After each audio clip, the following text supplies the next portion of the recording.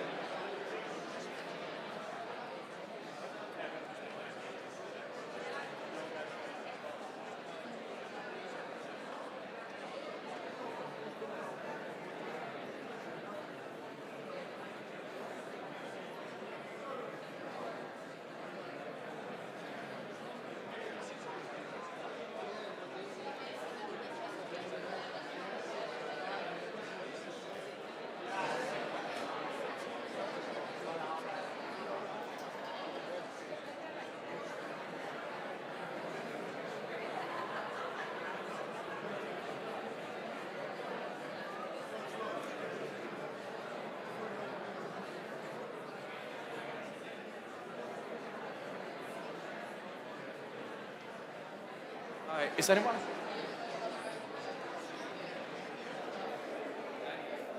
Here, man.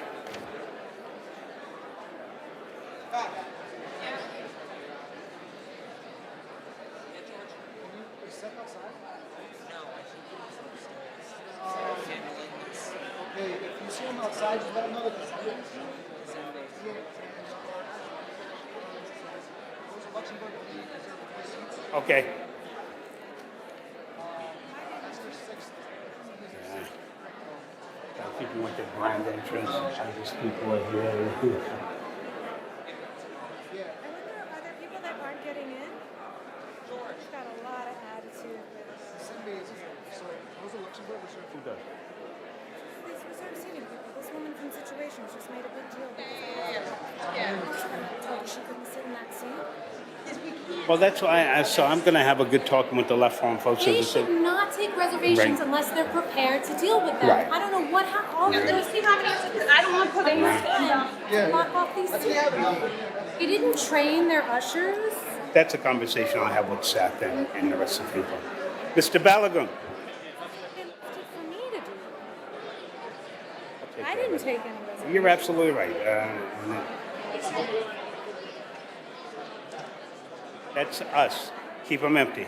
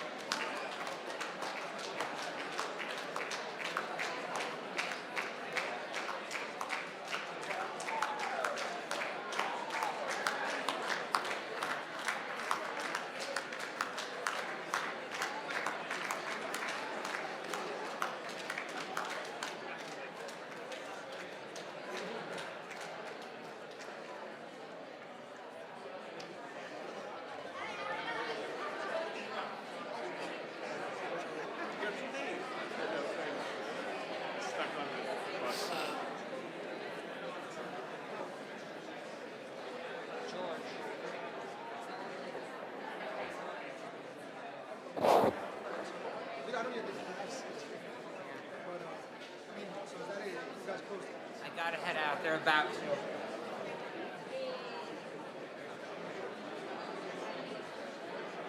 Response?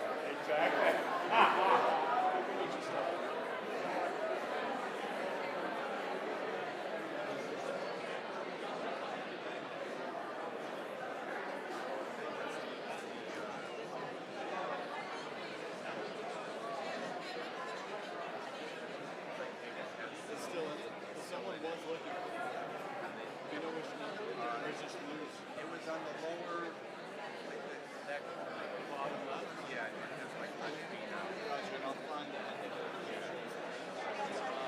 Okay, let's exchange phone numbers.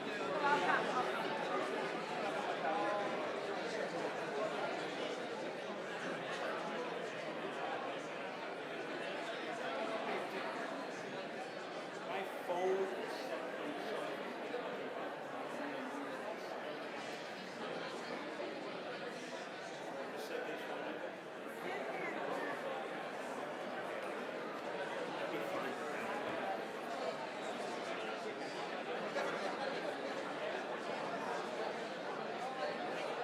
What's his last name? Vicente Rubio, right? It's Rubio. You guys ready? I'm gonna call it out.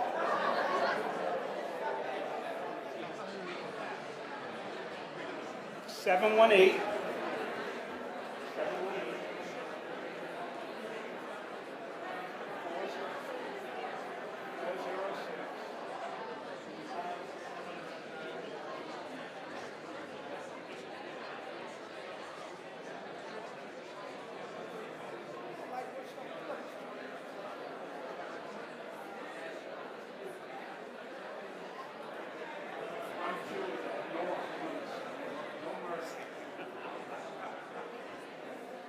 I think we should. We got to get this.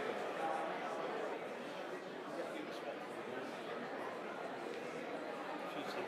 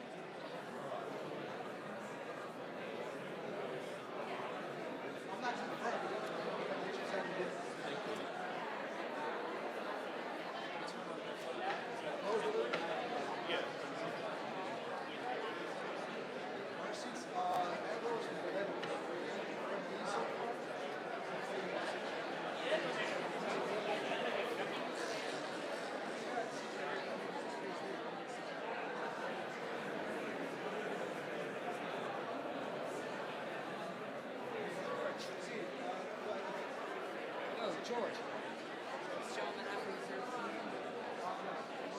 Any response?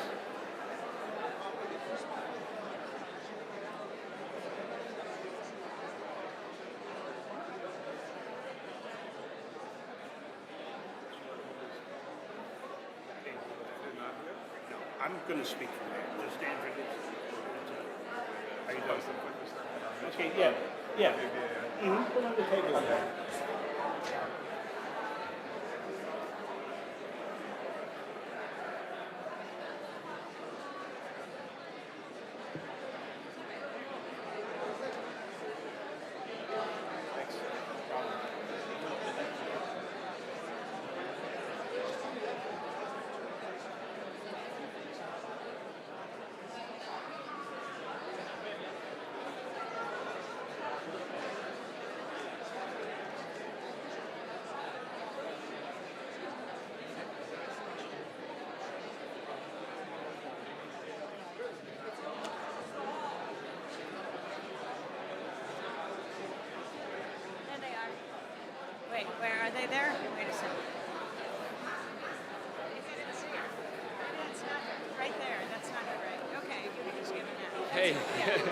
Thank you.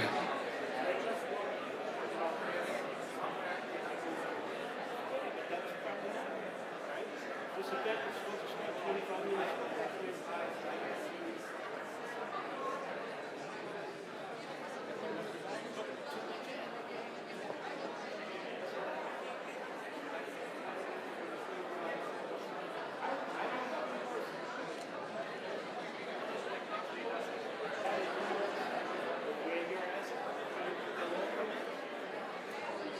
Gotta prepare for it, 'cause they'll overwhelm you.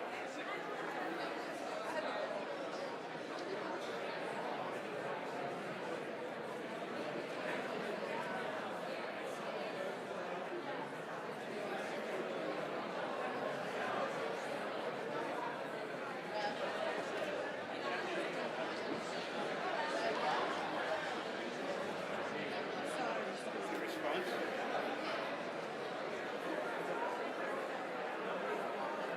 No overflow.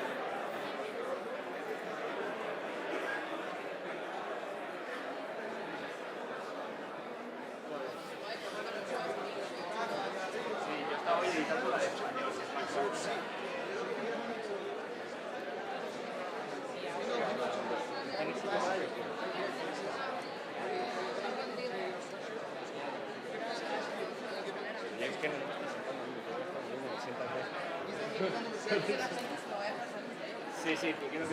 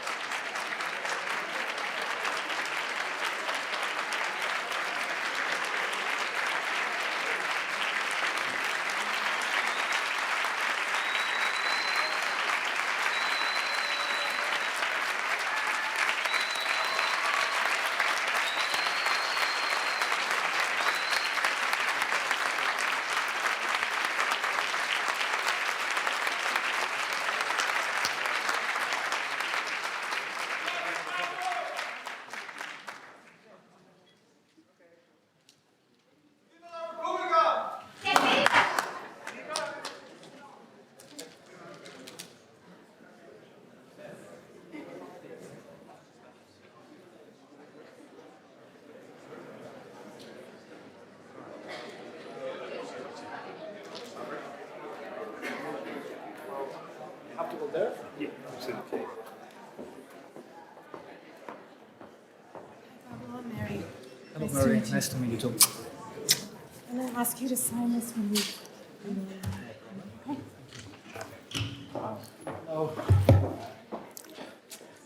So the moment we've all been waiting for has arrived. Welcome everyone to the City University of New York Graduate Center. My name is Robert Robinson and I'm a board member of the Left Forum.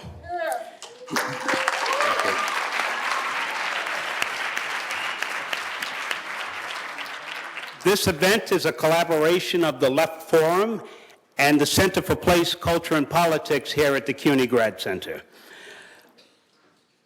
Before we start off, I want to just acknowledge some esteemed members of academia in the audience. Stanley Aronowitz, also a board member with Left Forum. Dr. David Harvey, a longtime personal mentor of mine. I've worked closely with Dr. Harvey through my days at Picture the Homeless and some of the other work at Take Back the Land, so welcome. We have an esteemed member from Columbia University who's sort of has a relationship with Sarisa. So I want to acknowledge Anastasia Romano, who is in the audience today. So thank you. So folks, save the date. The next Left Forum conference will take place May 29th through the 31st at John Jay College.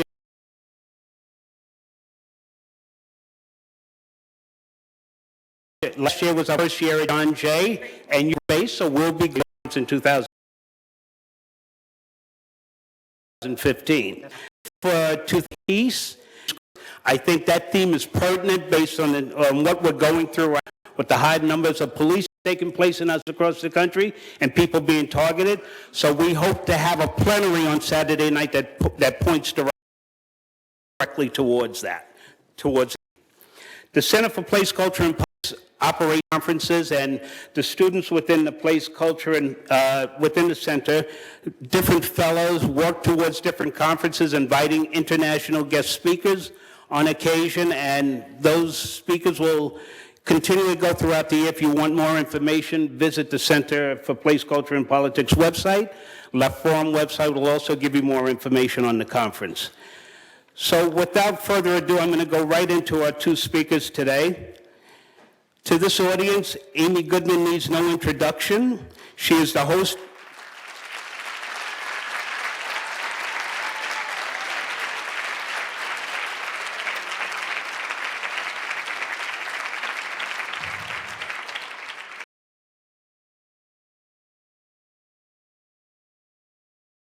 Very popular, Amy. She is the host of Democracy Now!, a show that reaches over 1,300 years.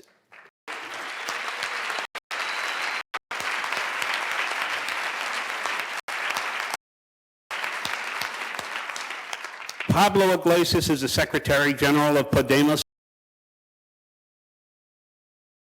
since 2014, time lecturer at University of Madrid and a television. He was first elected to the European Parliament in 2014, and as a leading newly formed Podemos party, along with 4 other members of the he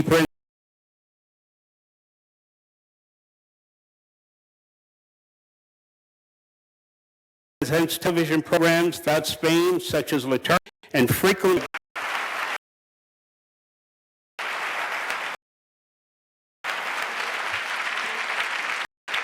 over to Miss Amy Goodman. Well, it is a great honor to be here.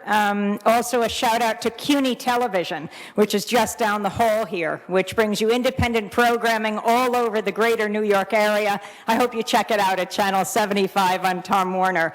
Discussions about the critical issues of the day. Democracy Now! Broadcasts there every night, 6:30 and 1. And what talking about WBAI in New York 99.5 morning if you are listening to Pablo Iglesias between 8 and 9. Why it's important to talk about independent media.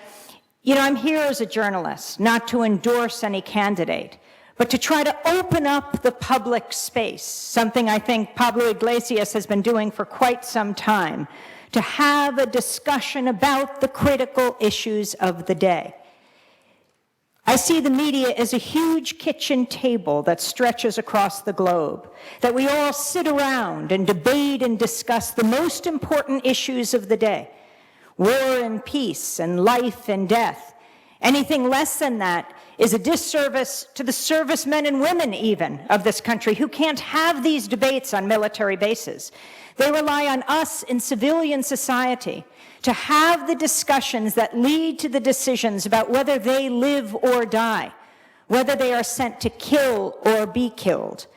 Anything less than that is a disservice to a democratic society.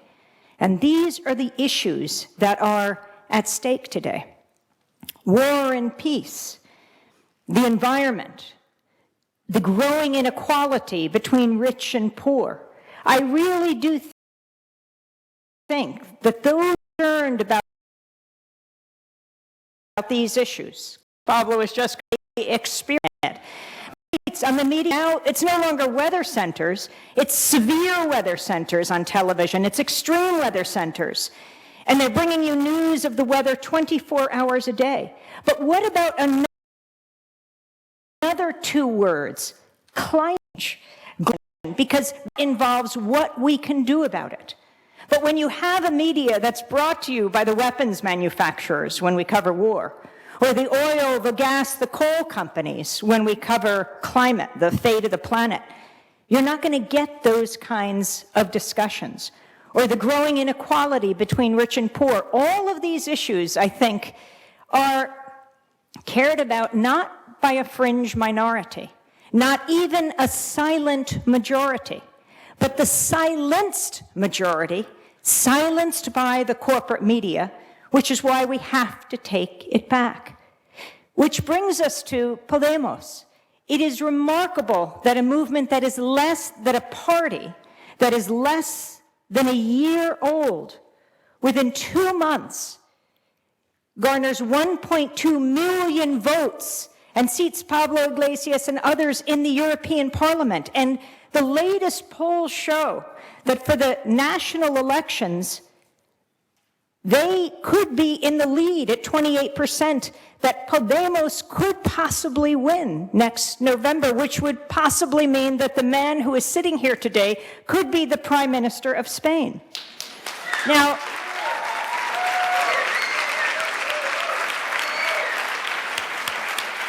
and if you say, well, that's not possible, how many Greeks are in the audience right now?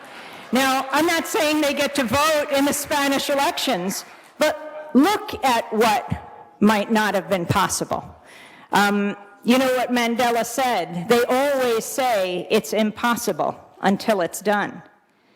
But it's not a pipe dream. It's not just a vision someone has. On the streets, that same silenced majority that don't make it to the microphones of the corporate media are speaking loud and clear. And it's not just in Spain. That's the power of a global media, also why we have to keep the internet open and free. The corporations have been globalizing for years, but the internet is the means through which we grassroots globalize.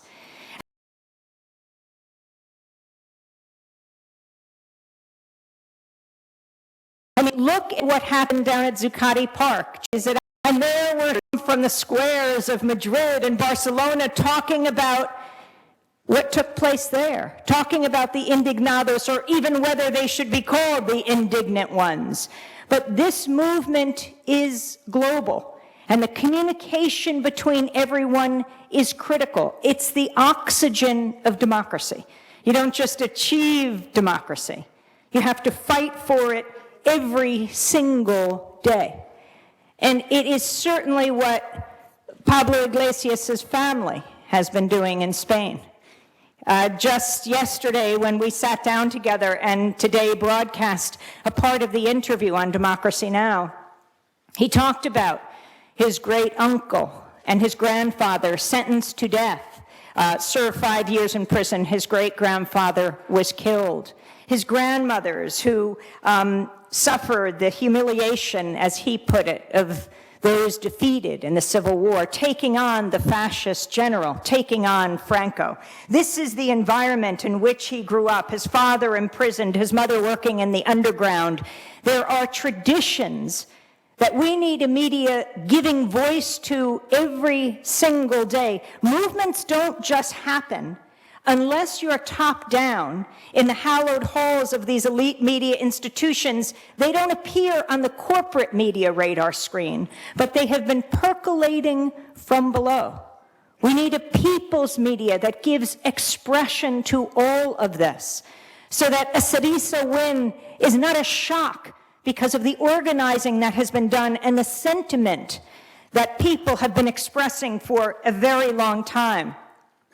I wish Juan was here today, my co-host on Democracy Now! You all know Juan Gonzalez, the great writer at the New York Daily News, one of the founders of the Young Lords and leader of the Daily News newspaper strike decades ago. But he recently wrote a piece that connects us to Spain. In the New York Daily News, U.S. firms buy housing in Spain, raise rent, and evict tenants. It's not just inner city neighborhoods, he writes, like Harlem and the South Bronx, where giant hedge funds have amassed breathtaking numbers of housing units in recent years, then sent rents soaring and sought to evict tens of thousands of longtime tenants. Major U.S. firms like Blackstone Group, Goldman Sachs, Apollo Management, Cerberus are on a mission to conquer the housing markets of other countries as well, hoping to reap huge profits in the process. In Spain, for instance, these firms have been vying quietly for 2 years to gobble up tens of thousands of residential properties in Madrid and Barcelona at fire sale prices. None has moved more quickly than Blackstone, which is why a group of Spanish emigres in this country have joined with local housing advocates and protested on Wednesday outside Blackstone's Park Avenue headquarters.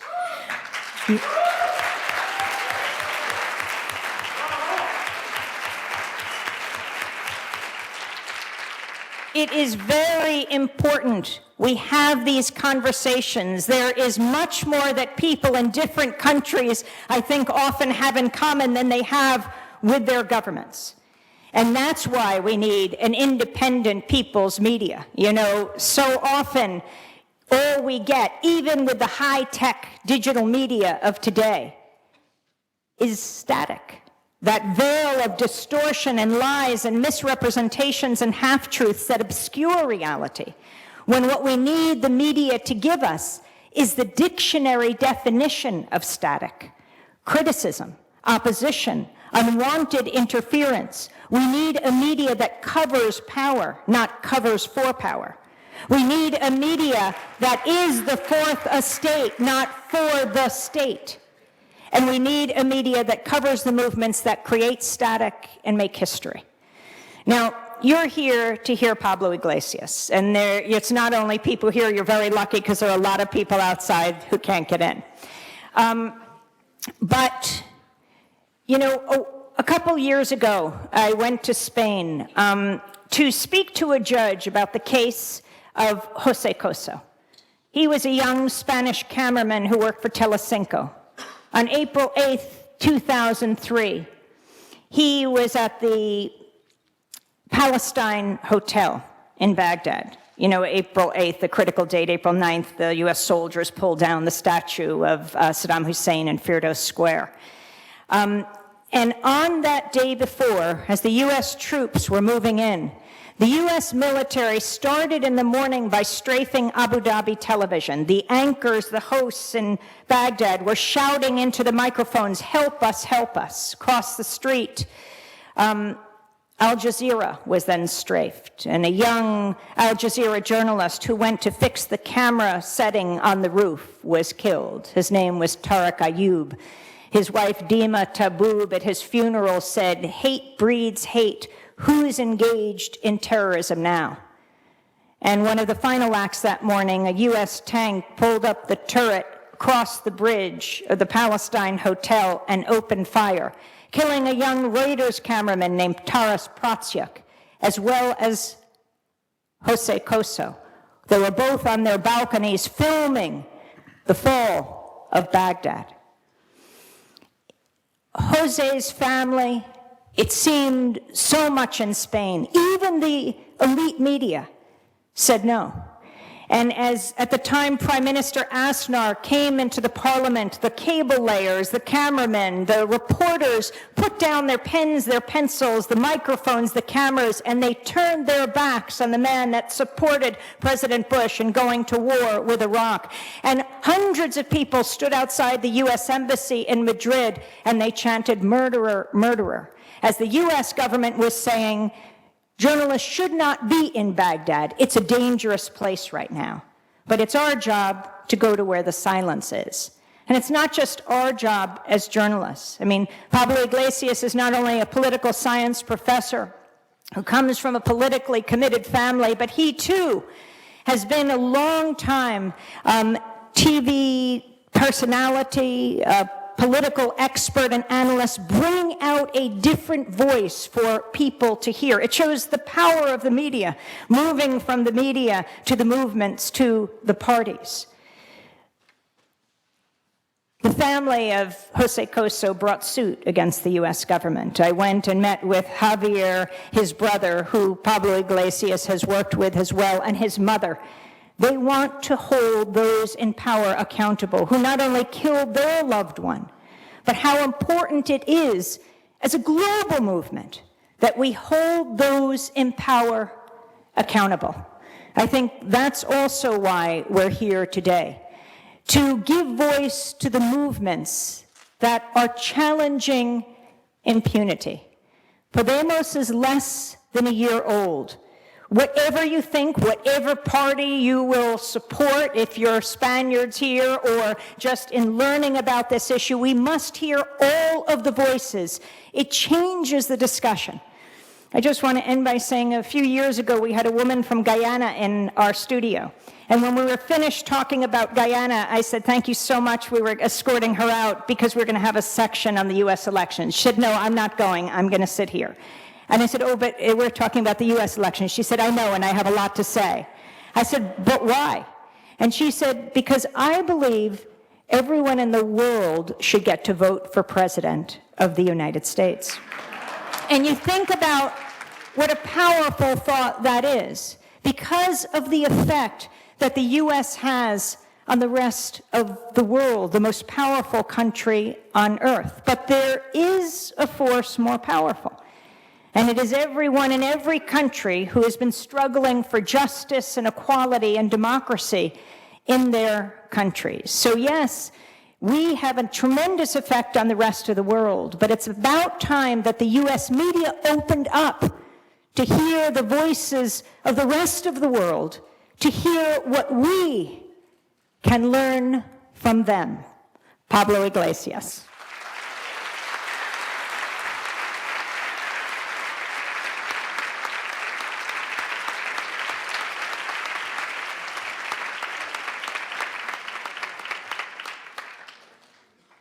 Good morning, guys. I feel really good here with you.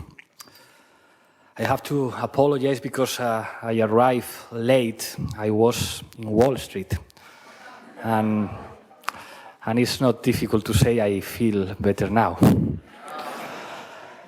Normally, I don't used to read the things, but today I want to say many things, so I'm going to read. Dear friends, it's an honor for me to speak here at this university, in this city, and in this country. Some of the people who fear that we will win the next elections in Spain say many terrible things about us. Now they say, why are you going to the USA if you don't even like the USA? And so I want to begin my speech by showing my admiration for the people of this country. Often people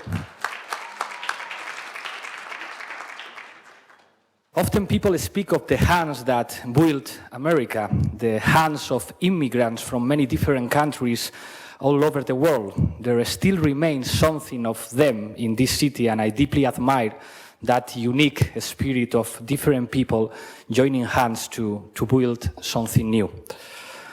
I admire the strength of the Chicago workers in 1886, claim the right to an 8-hour workday. The press call them crazy, just still call those who defend the working class today. How can I not admire